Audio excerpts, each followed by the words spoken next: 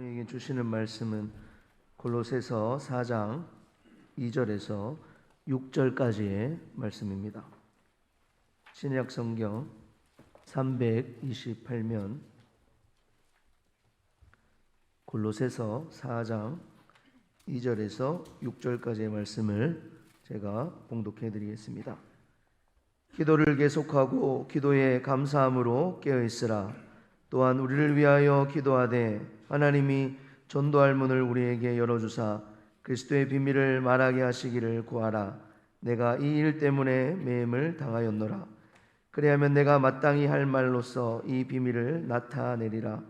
외인에게 대해서는 지혜로 행하여 세월을 아끼라. 너희 말을 항상 은혜 가운데서 소금으로 맛을 냄과 같이 하라. 그리하면 각 사람에게 마땅히 대답할 것을 알리라. 아멘. 오늘 말씀을 생각하면서 한번 따라하겠습니다. 교회 안팎으로 성도의 마땅한 삶을 살겠습니다. 아멘.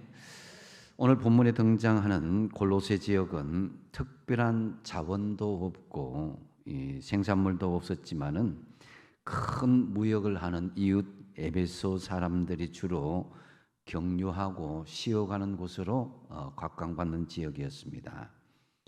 골로새를 중심으로 보면 서쪽으로 약 160km 정도의 상업과 무역의 중심지 에베소가 위치하고 있었습니다. 지도를 보시면은 잘 알 수가 있는데요. 에베소는 아주 잘 사는 도시였는데 에베소 사람들이 동쪽으로 무역을 하거나 여행을 하려면은 그쳐야 할 곳이 바로 골로새였습니다. 이 골로새 주변에는 신흥도시인 라오디게아와 히에라볼리, 터키에 가보신 분들 온천지역 여러분 아실 것입니다. 이 도시들이 그 주변에 형성되어 있었는데 라오디게아는 안약이, 또 히에라볼리에는 큰 온천이 있었습니다. 그러다가 골로새 지역에 큰 지진이 일어나서 도시가 파괴되자 더 이상 사람들이 골로새를 거치지 않고 라오디게아나 히에라볼리 지역으로 옮겨가게 되었습니다. 그러다 보니까 상권도 자연스럽게 그 주변 지역으로 옮겨지면서 서서히 골로새 지역은 쇠퇴하기 시작했습니다. 사람들이 떠나가고 더욱이 젊은이들이 더 이상 머물지 않고 주변의 큰 도시인 에베소로 일자리를 찾아가기 시작했던 것입니다. 그때 골로새 출신의 청년이었던 에바브라도 에베소를 향하여서 일자리를 찾아서 떠나게 됩니다. 이 에바브라는 에베소에 갔다가 사도 바울을 만나게 됩니다. 에바브라는 바울이 에베소에서 이 두란노 서원에서 3년 동안 이 복음을 가르칠 때에 하늘나라의 복음을 듣고 예수님을 이때 영접하게 됩니다. 그리고 에바브라는 다시 자신의 고향인 골로새로 가서 빌레몬 집에서 골로새 교회를 가정교회죠. 개척하게 됩니다.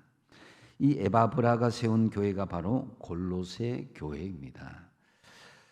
희망을 잃고 낙심하며 살아가는 골로새인들에게 에바브라는 열심히 복음을 전했습니다. 어느 정도 교회가 성장하기 시작하자 교회가 조금씩 문제가 생기기 시작했습니다.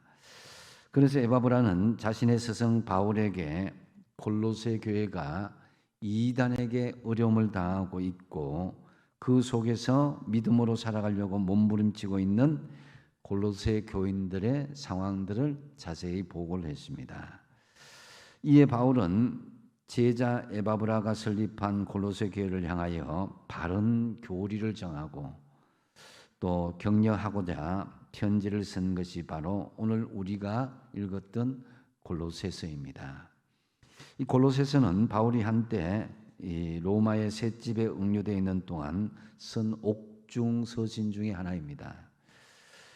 골로새서는 1장, 2장은 교리적인 내용으로 이루어져 있습니다. 교회의 머리 대신 그리스도가 하나님의 비밀이며 예수 그리스도 안에 모든 충만이 있다고 말씀합니다.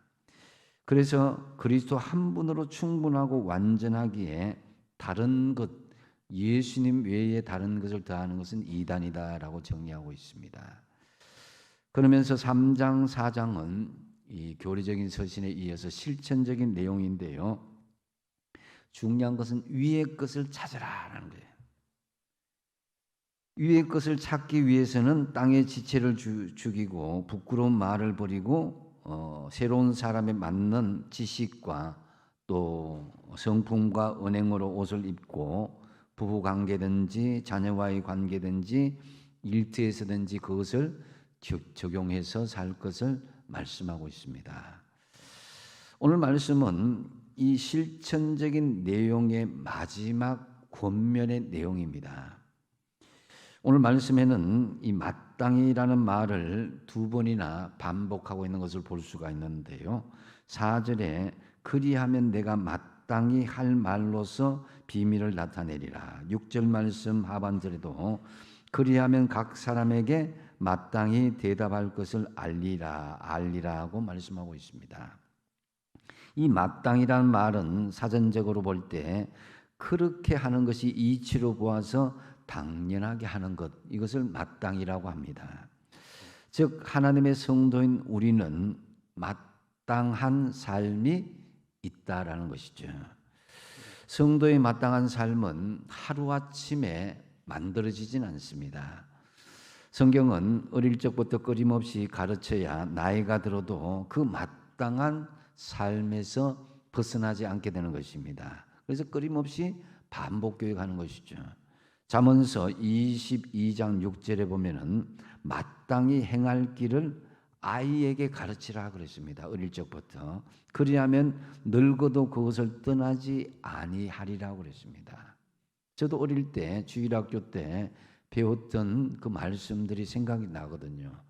또 성경 동관을 통해서 여러 가지 말씀이 지금도 기억나는 것을 보면은 이 어릴 때부터 우리가 마땅히 가르쳐야 될 그 성경 말씀들이 얼마나 중요한가를 알 수가 있습니다. 오늘 본문에서 말씀하시는 성도의 마땅한 삶은 그렇다면 무엇이겠습니까? 이 본문에서는 이 자신과 교회 공동체를 위한 마땅한 삶과 또 한 가지는 세상과 세상 사람들을 위한 마땅한 삶, 교회 안에서의 마땅한 삶과 교회 밖에서의 마땅한 삶에 대해서 언급하고 있습니다. 먼저 자신과 교회 공동체를 위한 마땅한 삶에 대해서 말씀하고 있는데요. 2절 상반절에 보면은 이 자신과 교회 공동체의 큰 마땅한 삶의 기준이 기도를 계속하고라고 전제하고 있습니다. 자신과 교회 공동체를 위한 마땅히 행해야 할 삶의 가장 우선은 기도를 계속하는 것이다라는 거죠. 여기서 계속하라는 헬라어는 프로소 카테레오라는 말인데요. 변함없이 헌신하다, 전념하다라는 그런 의미입니다.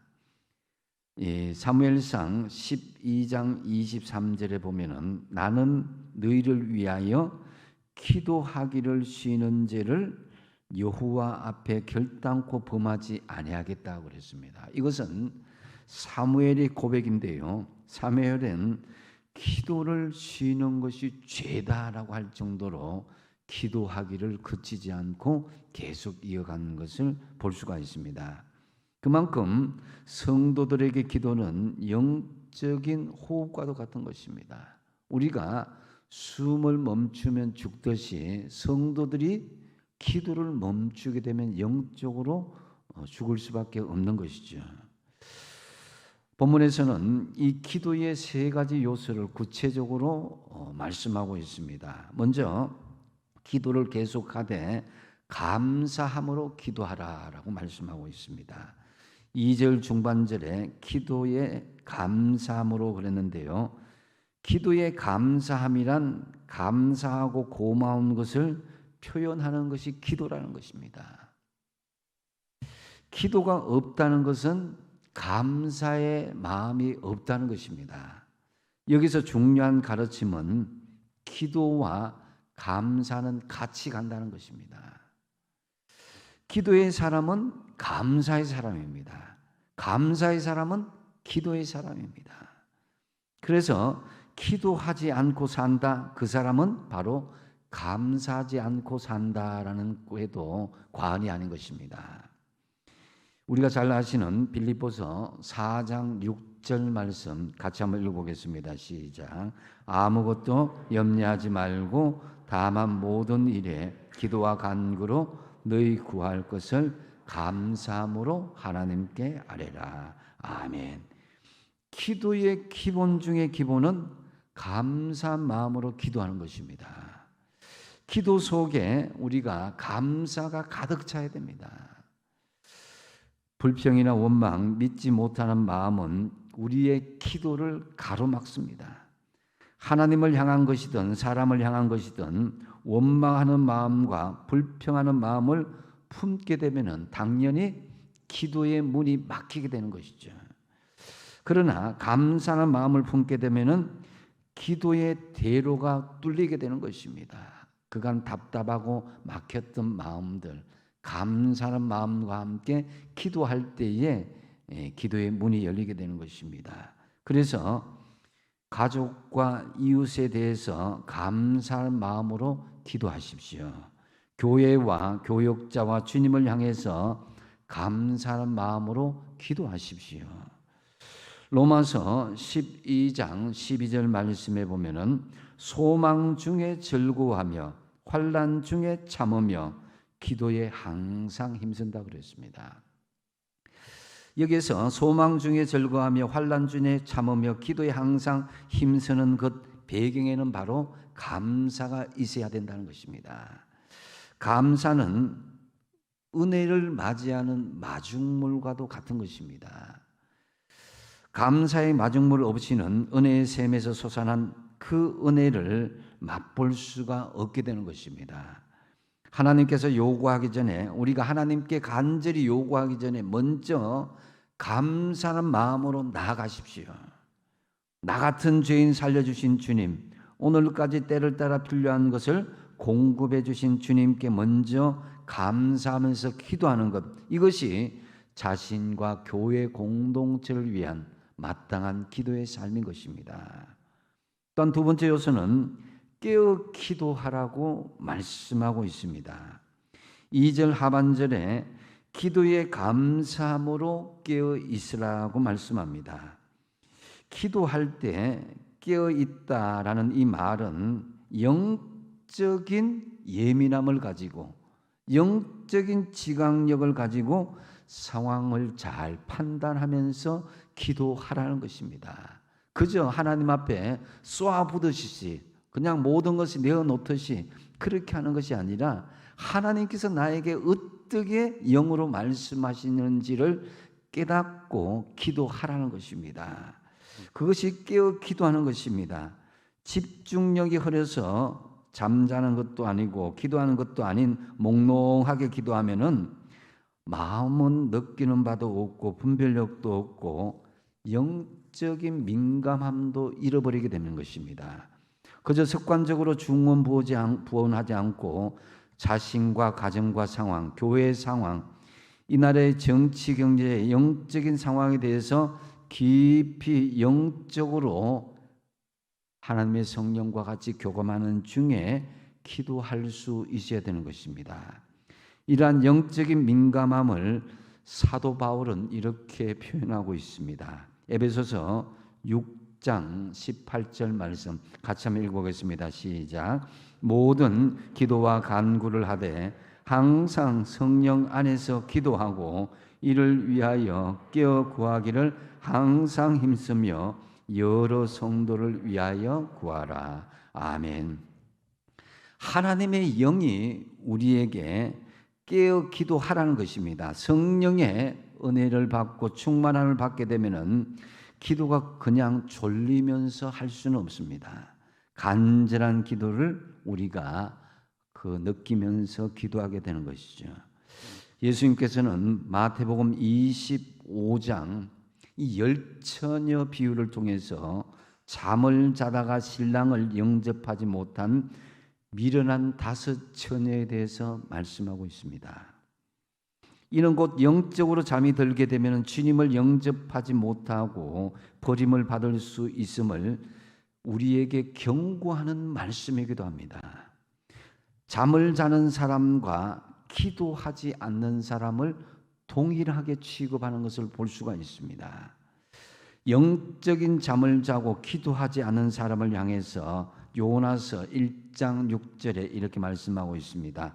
자는 자여 어찌함이냐, 일어나서 내 하나님께 구하라. 혹시 하나님이 우리를 생각하사 망하지 아니하게 하시리라.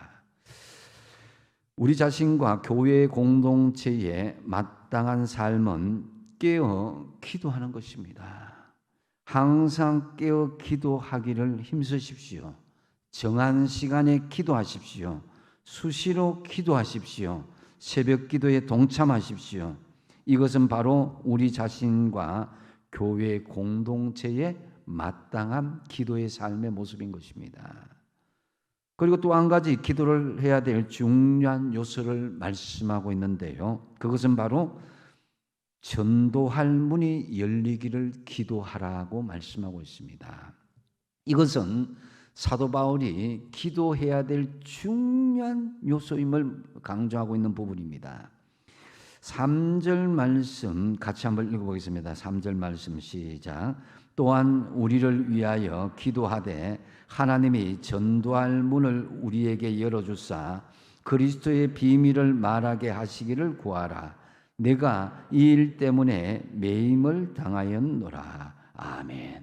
우리가 기도하되 감사함으로 기도하고 깨어 기도하는데 중요한 것은 전도할 문을 위해서 기도하라는 것입니다. 한 영혼의 구원을 위해서 기도하는 그 내용들을 빠뜨리지 말라는 것입니다. 여러분들이 간절히 기도할 때에 영혼 구원의 기도가 절대로 빠져서는 안 됩니다. 그래서 가장 가까운 이웃이든지 가족이든지 어떤 전도의 대상자이든 간에 이 전도할 문을 우리에게 열어달라고 하는 이 기도 제목은 늘 이어져야 되는 것입니다. 바울은 이 감옥에서 벗어나서 자유의 몸으로 기도를 요청하기보다는 전도를 위해서 기도하라. 저는 여기에서 이 말씀을 받으면서 가슴이 너무 찡해 왔습니다. 만약에 우리 같으면 어떻게 하겠습니까? 빨리 억울하게 갇힌 이 감옥에서 풀려날 수 있도록 좀 기도 좀 해 주십시오. 이렇게 요청할 거 아닙니까? 그런데 사도 바울은 그 영혼의 전도를 위해서 기도하라고 간절히 요청하고 있는 것을 볼 수가 있습니다. 바울은 참으로 자유의 몸이 너무나 그리웠을 것입니다. 그럼에도 바울은 자신의 처지를 생각하지 않고 오직 복음 전도를 위해서, 한 영혼 전도를 위해서 나를 기도해 달라고, 감옥 속에서도 그 구원할 영혼이 나타나게 해달라고 간절히 기도하고 있는 것입니다. 그래서 여기에서 그리스도의 비밀을 말하게 하시기를 구하라 이렇게 했는데, 여기서 말하는 그리스도의 비밀이 무엇이겠습니까? 사람들이 알기 어려운 비밀은 다름 아닌 예수 그리스도의 삶과 죽음을 의미하는 것입니다. 의도적으로 감추어 있어서 비밀이 된 것이 아니라 이 복음이 만천하에 알려져 있음에도 불구하고 사람들이 깨닫지 못하여서 사람들이 귀와 마음을 막음으로써 비밀처럼 되어버린 이 복음의 진리를 말하는 것입니다. 복음을 전할 때 복음의 진리를 사람들이 충분히 알아듣고 깨우칠 수 있도록 말할 수 있게 해달라고 기도해달라는 것입니다.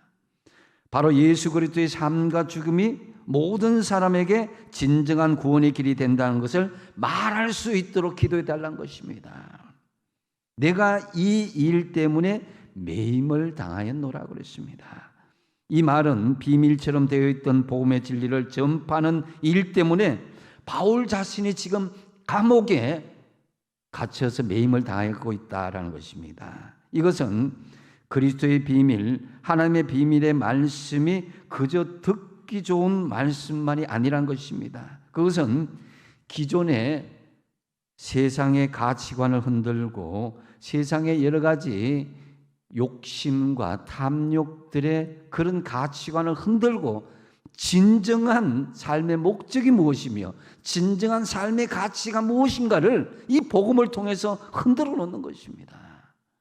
그래서 바울은 그 말씀이 온전히 전하여질 수 있도록 자신들을 위해서 내가 이 일 때문에 매임을 당하긴 했지만은 그러나 끝까지 이 비밀의 말씀을 그들에게 전달할 수 있도록 기도해 달라는 것입니다. 4절 말씀에 보면은 그리하면 내가 마땅히 할 말로서 이 비밀을 나타내리라고 말씀합니다. 이 복음을 위하여 기도하여 준다면은 이 마땅히 이 비밀 하나님의 복음의 진리가 전파될 것이란 것입니다. 참으로 우리와 교회 공동체를 위한다면 여러분들이 간절히 기도할 때에 끊임없이 기도할 때에 계속 기도할 때에 전도할 문이 열리도록 기도하시는 저와 여러분 되시기 바랍니다. 이어서 사도 바울은 두 번째로 세상과 세상 사람, 즉 외인을 위한 마땅한 삶에 대해서 말씀하고 있습니다. 5절의 외인은 아직 그리스도를 영접하지 않은 사람들을 이야기하는데요. 이들은 모두 전도 대상자들입니다. 그렇기 때문에 이 사람들에 대해서는 특별하게 행동할 것을 요구하고 있습니다. 세상과 세상 사람들에게 대해서는 너희들이 이렇게 행동했으면 좋겠다라고 요청하고 있습니다. 먼저 첫 번째로 지혜롭게 행동하라고 말씀하고 있습니다. 5절 중반절에 보면은 의인에게 대해서는 지혜로 행하여라고 말씀하고 있습니다. 아직 예수님의 죽음과 부활에 대해서 모르고 예수님을 영접하지 않은 세상 사람들은 영적으로 볼 때는 어린아이와 같습니다. 아무것도 모르는 백지 상태와 같습니다. 그렇기 때문에 우리가 지혜롭게 그들에게 접근할 수 있어야 되는 것입니다. 함부로 말하거나 행동해서는 안 되는 것입니다. 우리 믿는 사람들은 믿지 않는 세상 사람들의 예리한 비판적인 그런 모든 것에 이 눈앞에 노출되어 있습니다. 세상 사람들은 자기 스스로 때로는 누구를 의식하지 않고 함부로 말하고 행동하기도 합니다. 그렇지만 우리 성도들에게는 똑같이 용납하지 않습니다. 관용을 베풀지 않고 때로는 우리 믿음의 성도들에게 무자비할 정도로 우리를 대하는 경우가 있습니다. 세상 사람들의 눈은 매의 눈으로 우리를 지켜보고 있다는 거예요. 여러분들이 오늘 교회에 오기까지 엘리베이터를 누구 만나고 길가에서 누구를 만나고 관리실 또 어떤 또 일하는 분들 이렇게 만날 때에 그냥 만나는 세상 사람처럼 대해서는 안 된다는 거예요. 좀 더 생각을 가지고 지혜를 가지고 그들을 만나고 상대할 수 있어야 되는 것입니다. 그래서 그들로 하여금 우리를 통해서 예수 그리스도의 아름다움을 볼 수 있도록 믿는 사람의 그런 본을 볼 수 있도록 보여주어야 되는 거예요. 성경책은 우리 믿는 자들을 날마다 펴볼 수 있지만은 믿지 않는 사람은 성경책을 보지 않습니다. 그들은 예수님을 믿는 우리를 통해서 예수님을 보고 싶어 합니다. 우리 자체가 성경책이 되어야 되는 거예요. 그러므로 우리의 삶을 통해서 예수님을 보여줄 수 있어야 되는 것입니다. 그래서 예수님께서는 제자들에게 이렇게 당부를 합니다. 전도하고 믿지 않는 사람들을 상대하는 그 상황에서 마태복음 10장 16절 말씀 같이 한번 읽어보겠습니다. 시작. 보라, 내가 너희를 보냄이 양을 이리 가운데로 보냄과 같도다. 그러므로 너희는 뱀같이 지혜롭고 비둘기같이 순결하라. 아멘. 우리는 뱀같이 지혜롭다는 것을 한편으로는 약삭빠르다 할 수도 있지만은 우리 주님께서 하신 말씀 뭐냐면은 세상 사람들에게 실수하지 아니하고 그들에게 여러 가지로 틈을 보이지 않고 지혜롭게 말하고 행동할 것을 강조하는 말씀인 것입니다. 사실 바울 당시에 기독교인들은 세상 사람들로부터 여러 모양으로 비난과 조롱을 받았습니다. 로마 황제에게 절하지 않는다고 매국노들이라고 비난을 받았고요. 또 자기들끼리 모여서 포도주와 떡을 먹으면서 어린아이의 피를 마신다는 그런 소문까지 돌았습니다. 사랑을 너무 강조하다 보니까 아무나 사랑하는 음란한 집단으로 묘사되기도 했고요. 외인들이 믿는 이방신들이 믿지 않으니까 기독교인들을 불경스러운 무신론 자들이라고 그렇게 비난을 했습니다. 이러한 상황에서 당시 그리스도인들은 오해와 악이 중상모략에 맞서서 거룩하고 진실하고 착하고 이타적인 훌륭한 시민으로, 좋은 이웃으로, 훌륭한 믿음의 사람이라는 것을 보여줘야만 했었던 것입니다. 요즘 코로나로 많은 어려움들이 겪고 있습니다. 우리도 그렇고 외인들, 교회 밖의 사람들도 그렇습니다. 이럴 때에 우리는 어느 때보다도 말과 행동에 지혜롭게 말하고 지혜롭게 행동할 수 있어야 되는 것입니다. 그때나 지금이나 마찬가지입니다. 우리 힘으로 할 수 없다면 우리의 혈기나 우리의 생각이나 말, 행동들을 절제를 하고 하나님께 지혜를 구하십시오. 야고보서 1장 5절 말씀, 너희 중에 누구든지 지혜가 부족하거든 모든 사람들에게 후히 주시고 꾸짖지 아니하시는 하나님께 구하라. 그러면 우리에게 지혜를 주시겠다는 거예요. 그래서 우리가 이 어려운 시대에 세상과 세상 사람들에게 기도하시면은 성령께서 우리에게 지혜를 주실 것입니다. 지혜롭게 행동하시기 바랍니다. 그다음 또 한 가지는 세월을 아낄 것을 말씀하고 있습니다. 세상 사람에 대해서 5절 하반절에 이 말씀을 하고 있는데요. 세상 사람들은 시간을 돈으로 여기고 있습니다. 이 세상 삶이 전부이기 때문입니다. 이 세상 삶이 끝나면 더 이상 바랄 것이 없기 때문입니다. 그래서 늙기 전에 인생을 즐기려고 세월을 아낍니다. 틈만 나면 먹고 마시고 즐기고 여행하고 좋은 데 가고 뭐 이렇게 좋은 거 먹고 이렇게 하는 것을 볼 수가 있습니다. 이것이 세상 사람들이 세월을 아껴야 될 중요한 이유이기도 합니다. 하지만 우리 성도들은 세월을 아껴야 될 이유가 세상 사람들과는 다릅니다. 우리는 이 세상 넘어 하늘나라를 바라보며 사는 천국 백성들입니다. 우리가 세월을 아껴야 될 이유가 있다면 그것은 살아있는 동안 주어진 사명을 잘 감당하기 위함입니다. 그러므로 우리에게 세월을 아끼라는 말은 하나님께 주신 이 시간들을 아름답게 사용하라는 것입니다. 전도할 수 있고 충성할 수 있고 하나님 나라를 세우고 하나님께 영광을 돌릴 수 있는 그런 기회로 삼는 것이 세월을 아끼는 믿음의 모습인 것입니다. 여러분들이 지금 아끼는 것이 무엇입니까? 곰곰 생각해 보십시오. 몸을 아끼고 돈을 아끼고 재능을 아끼고 사실 그런 것을 아끼기만 한다면 무슨 소용이 있겠습니까? 소유 가치보다 더 중요한 것은 사용 가치입니다. 주님을 위해서 아낌없이 몸과 물질과 재능을 사용하는 그것이 진정으로 세월을 아끼는 삶이라고 할 수 있습니다. 그래서 세상에 먹고 마시고 입고 흥청거리는 것에 소비하지 마시고 내게 주신 모든 것을 주님을 위해서 가치 있게 잘 사용하는 것이 세월을 아끼는 것이다라는 거죠. 그래서 여러분 주님을 위해서 더 건강하십시오. 주님을 위해서 더 부자가 되십시오.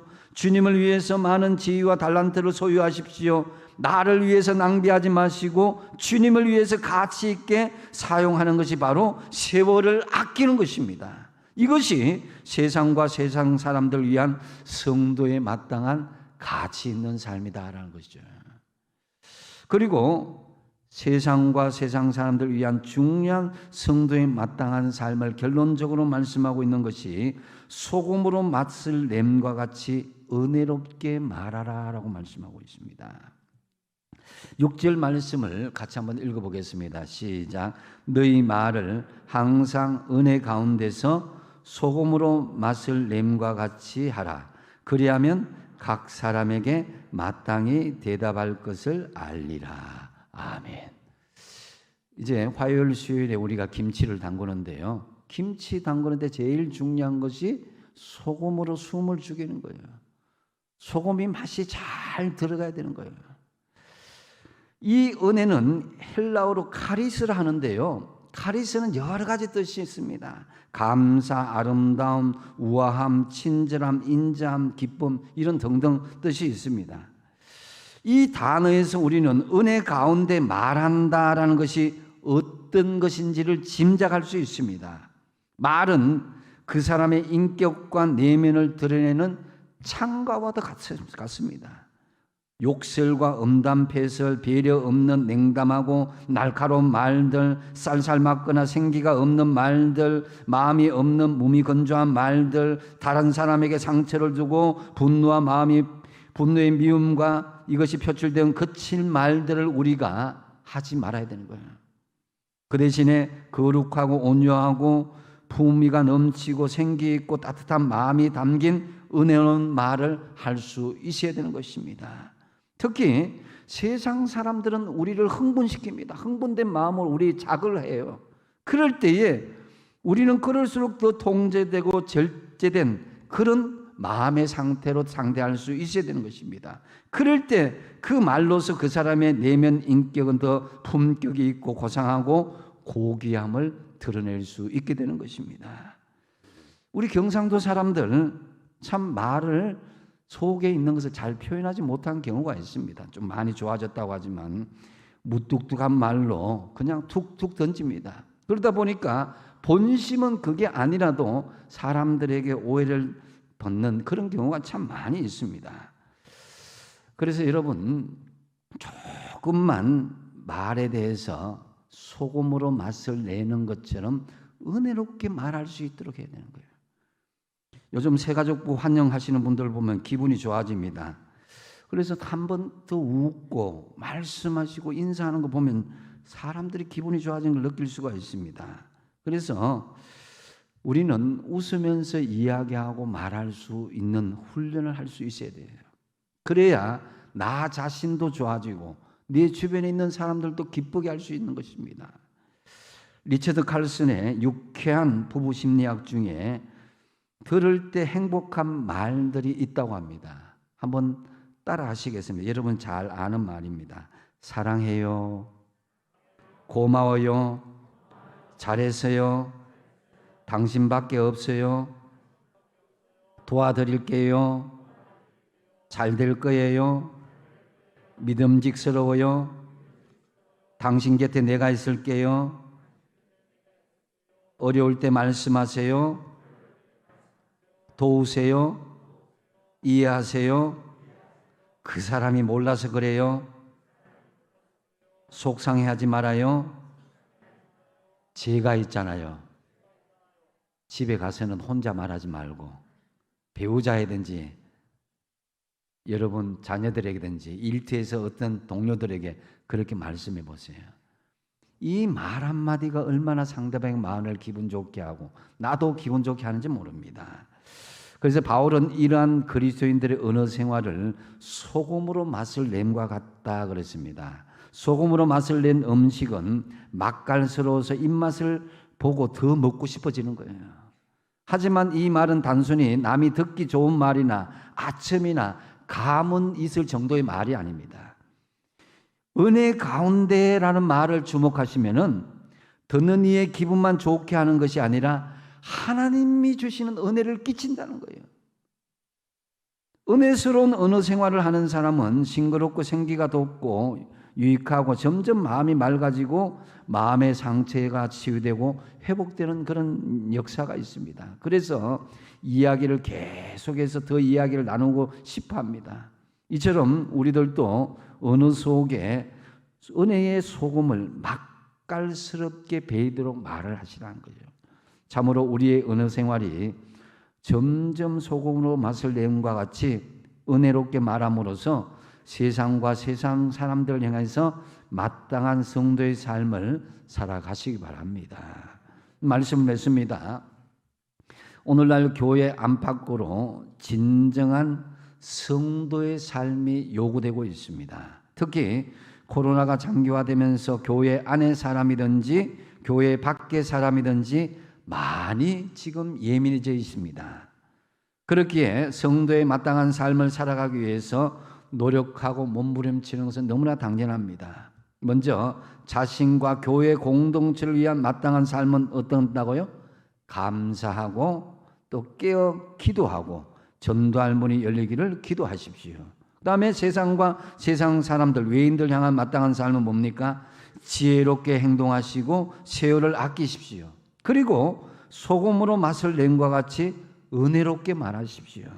그리함으로써 여러분 교회 안이든지 교회 밖이든지 주님이 보시기에 마땅한 성도의 삶을 사시므로 하나님께 영광 올려드릴 뿐만 아니라 세상에 선한 영향을 끼치는 저와 여러분 다 되시기 바랍니다. 기도하겠습니다.